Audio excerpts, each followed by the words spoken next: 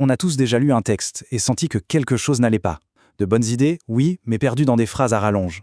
Aujourd'hui, on va s'intéresser à un outil qui est là pour ça, pour tailler dans le vif, pour que chaque mot compte. Il s'appelle Hemingway Editor. Et vous vous en doutez, ce nom n'a pas été choisi au hasard. Ernest Hemingway, c'était le maître du style épuré, une prose directe, minimaliste, mais d'une puissance incroyable. Il disait que les mots superflus n'ont pas leur place. Eh bien, l'application Hemingway, c'est exactement ça. C'est une tentative d'infuser cette force, cette clarté, dans n'importe quel type d'écrit.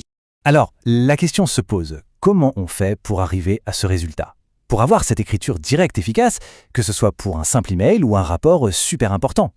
Eh bien, c'est là que la technologie peut nous donner un vrai coup de main. Voilà le programme. D'abord, on va voir la philosophie derrière l'outil. Ensuite, on décortique son fameux code couleur. Après ça, on verra comment s'en servir très concrètement et on finira par un petit tour des versions qui existent. C'est parti.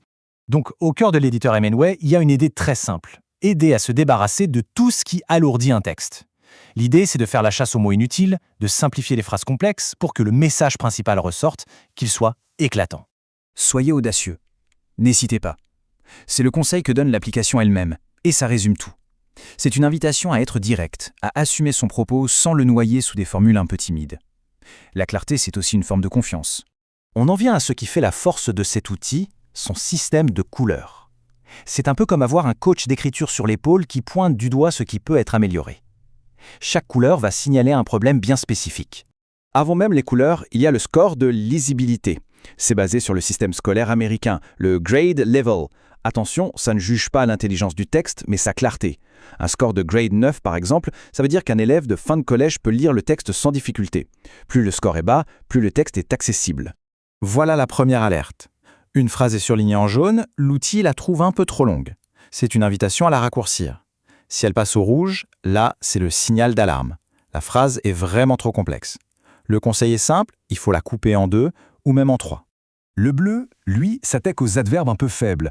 Vous savez, les vraiment, très, rapidement. Souvent, il existe un verbe beaucoup plus fort qui peut faire le travail. Au lieu de marcher rapidement, pourquoi pas sprinter? Le texte gagne tout de suite en punch. Le surlignage vert, c'est pour la voix passive. Une phrase comme « La décision a été prise par le directeur » est correcte bien sûr, mais elle est moins percutante que « Le directeur a pris la décision ». La voix active, c'est plus direct, on sait tout de suite qui fait quoi. Et enfin, le violet. Il va repérer les mots un peu trop compliqués, ceux pour lesquels il existe une alternative plus simple.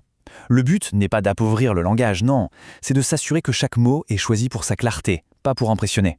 Bon, maintenant qu'on a vu toute la théorie des couleurs, comment ça marche en vrai? En fait, c'est d'une simplicité déconcertante. On va voir les étapes pour transformer un texte.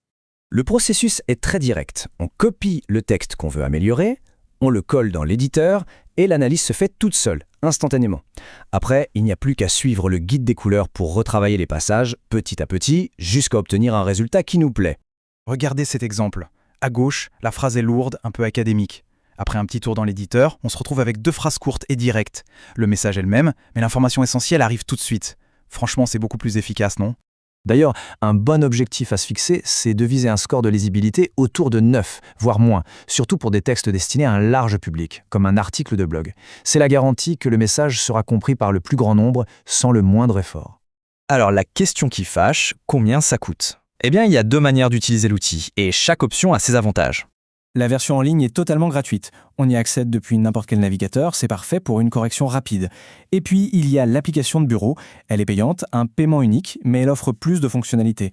On peut travailler hors ligne, exporter en PDF ou Word, et même publier directement sur des blogs. Donc, pour résumer, Hemingway Editor, ce n'est pas un correcteur d'orthographe. Sa seule et unique mission, c'est d'améliorer la clarté et l'impact d'un texte. Il le fait avec son code couleur très visuel, en ciblant les phrases trop longues, les adverbes faibles et la voix passive. C'est vraiment un outil de précision pour la clarté.